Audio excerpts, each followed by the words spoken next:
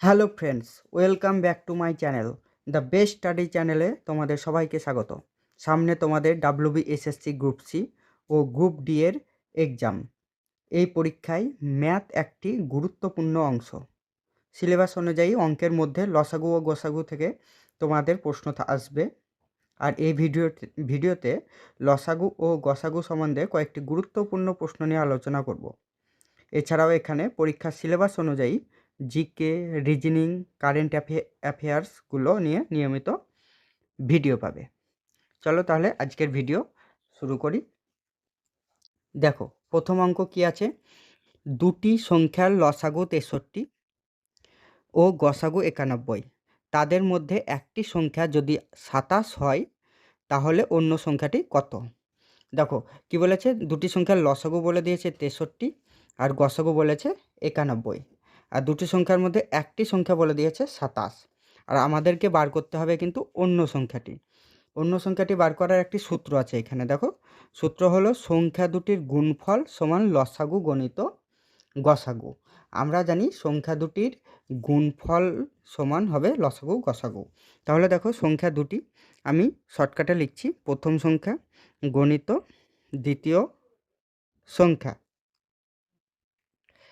সমান সমান কত হবে? লসাগু গণিত গসাগু। এবার দেখো, একটি সংখ্যা বলেছে, এই সংখ্যা ধরলাম প্রথম সংখ্যাই বলেছে, সেটা 27 হলো। এবার দ্বিতীয় সংখ্যা আমাদের কিছু বলেনি, তাই দ্বিতীয় সংখ্যা বলে দিলাম। এবার লসাগু কত আছে? লসাগু আছে 63 গণিত গসাগু কত আছে? গসাগু আছে 91। এবার আমাদেরকে বার করতে হবে দ্বিতীয় সংখ্যা। আমি ধরে নিই অপর সংখ্যাতে হলো সমান দ্বিতীয় সংখ্যা ধরে নিয়েছি। তাহলে এই দ্বিতীয় সংখ্যা সমান বার করব কিভাবে? দেখো, এদিকে 63 গণিত 91 আছে, সেটাই লিখলাম। এবার এই যে সংখ্যা আছে, এটা কোথায় চলে আসবে? প্রথম সংখ্যাটা চলে আসবে নিচে, এদিক থেকে সমানের এদিকে এলে নিচে চলে আসে। তাহলে এবার কাটাকুটি করলে কত হবে? 27-এর সঙ্গে 91 কেটে যাবে 3 দিয়ে। তাহলে গুণ করলে কত হবে? 189। তাহলে দ্বিতীয় সংখ্যাটি হয়ে গেল কত? 189। দ্বিতীয় সংখ্যা মানে অপর সংখ্যা। যদি পরীক্ষায় আসে তাহলে তোমাদের এত কিছু করার দরকার নেই, শুধু লসাগু আর গসাগুর সঙ্গে গুণ হবে উপরে আর নিচে হবে একটি সংখ্যা, দিয়ে কাটাকুটি করে যে উত্তরটা হবে সেটা হয়ে যাবে উত্তর। এত বড় করে করলাম কারণ তোমাদের প্রথমেই ছোট করে করলে হয়তো সেটা মুখস্থ মতো হয়ে যাবে, তাই বিস্তারিতভাবে বললাম। এবার পরের অঙ্কটায় চলে আসি। পরের অঙ্কে কি বলেছে দেখো, 3.1-2, 14, 10.1-2 ভগ্নাংশগুলির গসাগু নির্ণয় করো। যদি ভগ্নাংশ থাকে তাদের যদি গসাগু বার করতে হয় তাহলে তার সূত্র হবে ভগ্নাংশের গসাগু সমান হবে লবগুলির গসাগু ডিভাইড বাই হরগুলির লসাগু। দেখো, এটা কোনো পূর্ণ মানে এটা ভগ্নাংশ অঙ্ক, যে স্বাভাবিক সংখ্যা সেটা নয়, তাই গসাগু বার করতে গেলে আমি তো ফর্মুলা বলে দিলাম। এবার দেখো, প্রথম কাজ কি হবে? এগুলোকে পূর্ণ ভাঙতে হবে। পূর্ণ ভাঙা খুব সহজ, এটা তোমরা সবাই জানো। পূর্ণ ভাঙলে কত হবে? 7-এর 2 হবে এটা, তারপর হবে 14, আর এটা হবে 21/2। 14-র নিচে কিছু নাই মানে এটা হয়ে যাবে 1। তাহলে গসাগু বলেছে, ভগ্নাংশের গসাগু বার করতে গেলে কি হবে? তাহলে লবগুলির গসাগু করতে হবে। এখানে মনে রাখতে হবে, ভগ্নাংশের যদি গসাগু বলে তাহলে হবে লবগুলির গসাগু আর হরগুলির লসাগু। আর যদি লসাগু বার করতে বলে এখানে, তাহলে প্রথমে উপর মানে লবগুলির হবে লসাগু আর নিচেরটার হবে গসাগু। এখানে যেহেতু গসাগু বলেছে তাই লবগুলির গসাগু হবে প্রথমে। 7, 14 আর 21, 7, 14 আর 21-এর যদি আমরা গসাগু করি তাহলে গসাগু হবে 7 ও লবগুলির গসাগু হবে লবগুলির গসাগু সমান সমান 7। এবার বলেছে বাই হরগুলির লসাগু। হরগুলির লসাগু কত হবে? দেখো, হর কী কী আছে? 2 আছে, 1 আছে আর 2 আছে। এই 2, 1, 2-এর লসাগু যদি আমরা করি তাহলে হবে 2। তাহলে ভগ্নাংশটির গসাগু কত পেলাম আমরা? 7-এর 2। এটা যদি অপশানে তোমাদের পূর্ণ দিয়ে থাকে তাহলে এটা পূর্ণ ভাঙলে হবে 3×1/2 হয়ে গেল এই অঙ্ক। দেখো পরের অঙ্ক কি বলেছে, 4টে ঘন্টা যথাক্রমে 1, 1.1/3, 1.1/2 ও 1.3/4 সেকেন্ড অন্তর বেজে ওঠে। কতক্ষণ পর তারা পুনরায় আবার বেজে উঠবে? মানে বলতে চেয়েছে যে কতক্ষণ পর তারা আবার পুনরায় একসঙ্গে বেজে উঠবে। হ্যাঁ, তাহলে 4টে ঘন্টা এত সেকেন্ড অন্তর অন্তর বাজে, তাহলে তারা আবার কখন বেজে উঠবে, মানে কমপক্ষে কত কম সময়ের মধ্যে আবার কিন্তু তারা বেজে উঠবে সেটাই বার করতে বলেছে। আর কমপক্ষে কত সময় বাদ যদি বলে, তাহলে আমরা জানি কমপক্ষে বলে কি করতে হবে, সেটা লসাগু। আর এটা হলো ভগ্নাংশের সংখ্যাগুলি আছে ভগ্নাংশে, আর ভগ্নাংশের লসাগুর ফর্মুলা আমাদের এখানে লিখে রেখেছি। দেখো আগেও বলেছি আমি যে লসাগু সমান কী হবে, লবগুলির হবে লসাগু আর হরগুলির হবে গসাগু। তাহলে আগে ভগ্নাংশগুলো লিখে নিই। কী আছে দেখো, 1, 1.1/3, 1.1/2 আর আছে 1.3/4। কী করতে হবে, প্রথমে এটা পূর্ণ ভাঙতে হবে। পূর্ণ ভাঙলে কী হবে, 1 হলো, 3 3, 4 3 হলো, আর এটা হবে 2 2, 3 2, আর এটা হবে 4 4 আর 3 7, 7 4। এবার কী বার করতে হবে, এটা বললাম লসাগু বার করতে হবে। তাহলে কি করতে হবে, আর 1-এর নিচে কিছু নয়, মানে এখানে লিখে রাখি 1 আছে। লসাগু বার করতে হবে। লসাগু বার করতে হলে কী করতে হবে না, তো উপর লবগুলোর কিন্তু লসাগু বার করতে হবে। লব কী আছে, 1, 4, 3 আর 7। 1, 4, 3 ও 7-এর লসাগু হলো, তোমরা দেখো 4, 3 আর 7 এই তিনটি সংখ্যা কিছুতেই যায় না, তাই এদের লসাগু কী হবে, সবগুলোর গুণ হবে। 4 3-এ গুণ করলে 3 4-এ 12, আর 12-র সঙ্গে 7-এর গুণ করলে হবে 7 12 84। তাহলে উপরে হবে 84, যেহেতু লবগুলির লসাগু হবে। আর নিচে কত হবে, দেখো নিচে আছে কি 1, 3, 2 আর 4। 1 তো কিছু দিয়ে যায় না, তার মানে গসাগুর ক্ষেত্রে সবগুলোই যেতে হয়। তাই যেহেতু 1 আছে, তাই গসাগু কী হয়ে যাবে, সবগুলো 1 দিয়েই যাবে, তাই গসাগু হয়ে যাবে 1। তাহলে ভগ্নাংশটির লসাগু বের হয়ে গেল। ভগ্নাংশটির লসাগু কত হলো, 84/1। আর 84/1 মানে 84/1 মানে হচ্ছে 84। তাহলে উত্তর হয়ে যাবে এখানে 84 সেকেন্ড। এখানে যদি মিনিট বার করতে যাই, তাহলে 84 সেকেন্ড সমান আমরা কত জানি, 1 মিনিট 24 সেকেন্ড। এটাই হয়ে যাবে উত্তর। তোমাদের যদি পরীক্ষায় আসে, তাহলে এতগুলো ঝামেলা করার কিছু দরকার নাই, মনে মনে পূর্ণ ভেঙে নেবে, লসাগুটাও মনে মনে করে নেবে, আর যদি না পারো সাইডে রাপে করবে, কয়েক সেকেন্ডের মধ্যেই উত্তরগুলো কিন্তু হয়ে যাবে। বেশ, এবার পরের অঙ্কে চলে যাই। পরের অঙ্ক কি বলেছে দেখো, বলেছে দুটি সংখ্যার গসাগু 12 এবং তাদের অনুপাত 2:5, তাদের গুণফল কত? তাহলে কী বলেছে, দুটি সংখ্যার কী বলে দিয়েছে, গসাগু বলে দিয়েছে, আর তাদের অনুপাত বলে দিয়েছে, আর বার করতে বলেছে কি গুণফল। এরকম যদি গসাগু আর অনুপাত বলে থাকে, তাহলে তাদের গুণফল বার করতে বললে কী ফর্মুলা আছে দেখো, কী করতে হবে, সংখ্যা দুটির অনুপাতের গুণফল, মানে এই যে অনুপাত আছে তার গুণফল করব, তার সঙ্গে গুণ করব গসাগুর স্কোয়ার। তাহলে সংখ্যা দুটির অনুপাত কত আছে, 2 আর 5। 2 আর 5-এর কী করতে বলেছে, এখানে 2 আর 5-এর গুণ করতে বলেছে, তার সঙ্গে গুণ করব কি গসাগুর স্কোয়ার। গসাগু কত আছে, গসাগু আছে 12, 12 স্কোয়ার হয়ে গেল। তাহলে দেখো 5 2 10, আর 12 স্কোয়ার সমান কত হবে, 12 12 144। আর এটা গুণ করলে কত হবে, 10 দিয়ে গুণ করা খুব সহজ, 144-এর পর 10 হয়ে গেল। তাহলে সংখ্যা দুটির গুণফল হয়ে গেল 1440 সেকেন্ডের মধ্যে হয়ে যাবে, যদি সূত্রটা আমরা জেনে থাকি। তো পরের অঙ্ক দেখো, তিনটি সংখ্যার অনুপাত 3:4:6 এবং তাদের গসাগু 12 হলে লসাগু কত?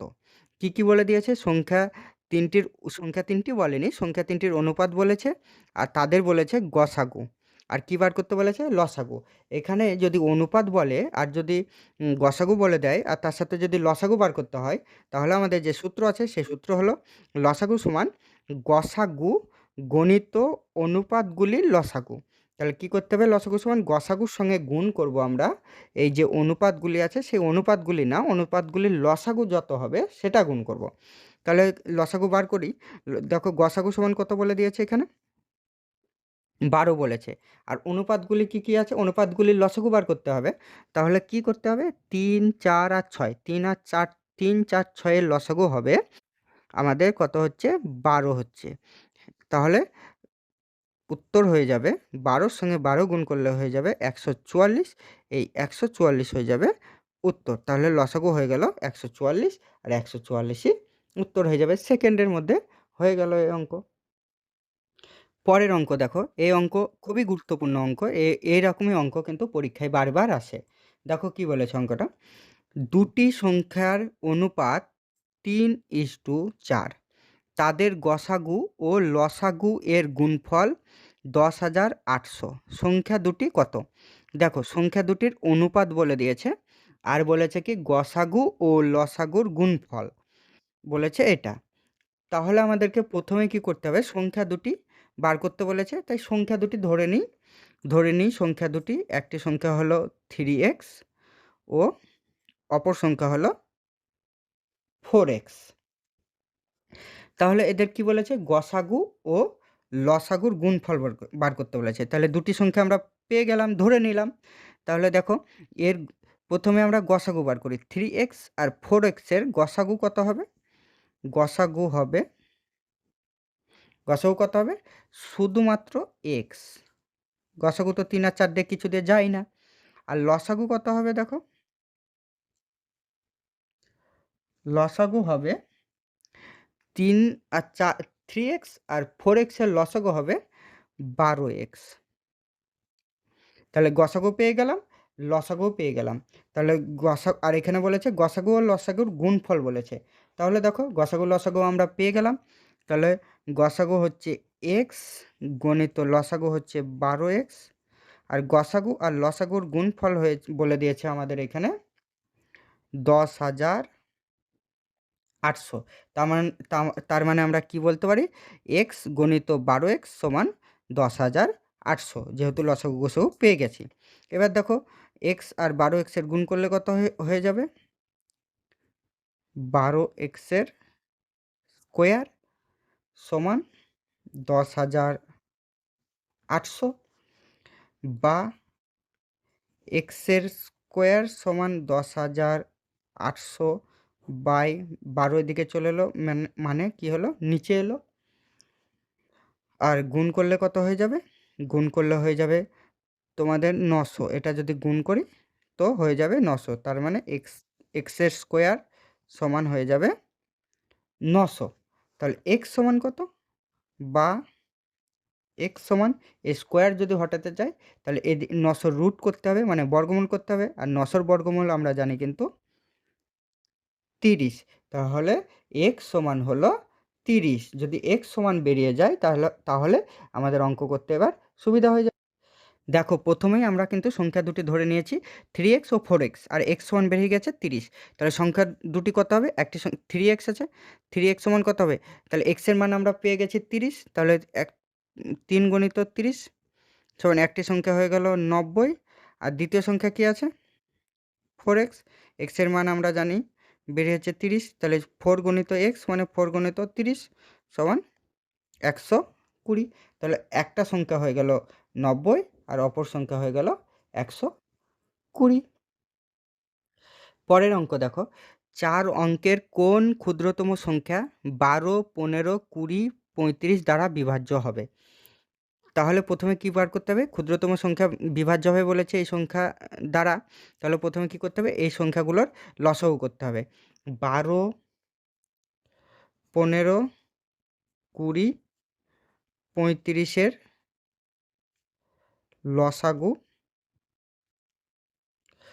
লসাগু হবে তোমার 420।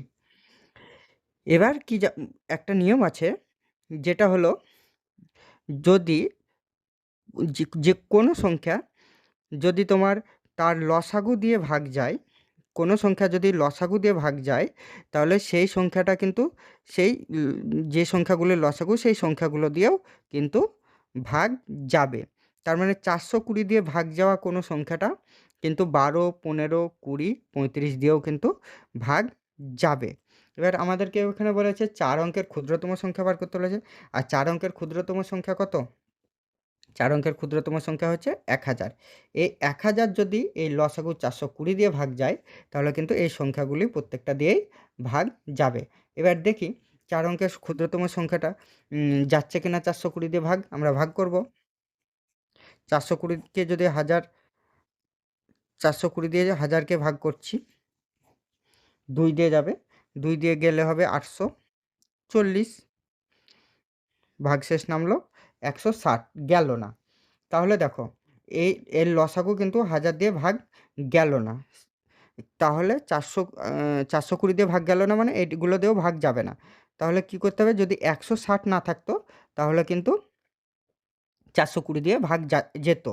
তাহলে 1000-এর সঙ্গে যদি 160 বিয়োগ করে দিই তাহলে দেখবে কিন্তু এটা 4 অঙ্কের আর থাকবে না। ওইটা কত অঙ্কের হয়ে যাবে? বিয়োগ করলে 3 অঙ্কের হয়ে যাবে। তাহলে 4 অঙ্ক করতে গেলে কী করতে হবে? 1000-এর থেকে বড় করতে হবে। ঠিক আছে, 160 না থাকলে যেমন 420 দিয়ে 1000 ভাগ যেত, তেমনি 160-এর সঙ্গে যদি আর কিছু যোগ করি তাহলে তো নিশ্চয়ই যাবে 420 দিয়ে ভাগ। সেটা কত যোগ করতে হবে সেটা আমরা এখন হিসাব করে দেখব। দেখো তাহলে সংখ্যাটা কত হবে? 1000 যুক্ত এই 160টা যদি 420 হয়ে যায় তাহলে কিন্তু আবার 3 দিয়ে ভাগ যেত। তাহলে 160টা 420 হতে গেলে কত দরকার হবে? তাহলে এটার সঙ্গে যদি এটা বিয়োগ করি তাহলেই পেয়ে যাব 420 বিয়োগ 160। তাহলে কত হবে সংখ্যাটা? 1000 যুক্ত বিয়োগ করলে হবে তোমার 260। তাহলে সংখ্যাটা হবে 1260। এবার কিন্তু 420 দিয়ে এই 1260 ভাগ যাবে, আর যেটা 4 অঙ্কের ক্ষুদ্রতম সংখ্যা হবে যা 12, 15, 20 ও 35 দিয়ে ভাগ যাবে। এই 160 বিয়োগ করলাম না, কারণ বিয়োগ যদি করি তাহলে ওটা 4 অঙ্কের ক্ষুদ্রতম সংখ্যা হয়ে থাকবে না, সেটা কিন্তু 3 অঙ্কের হয়ে যাবে। সেই জন্য এইভাবে করলাম। এবার পরের অঙ্ক দেখব। পরের অঙ্ক দেখো, বলেছে দুটি সংখ্যার অনুপাত 4:5, তাদের লসাগু 20 হলে সংখ্যা দুটি কত? আবার দেখো সংখ্যা বার করতে বলেছে আর অনুপাত বলেছে। তাহলে এখানে সাধারণভাবে ধরে নেব সংখ্যা দুটি হলো, একটি হলো 4x ও অপরটি হলো 5x। আর এখানে কি বলেছে দেখো? লসাগু বলেছে 20। তাহলে এই সংখ্যা দুটির লসাগু করলে কত হবে? 4x আর 5x এর লসাগু হবে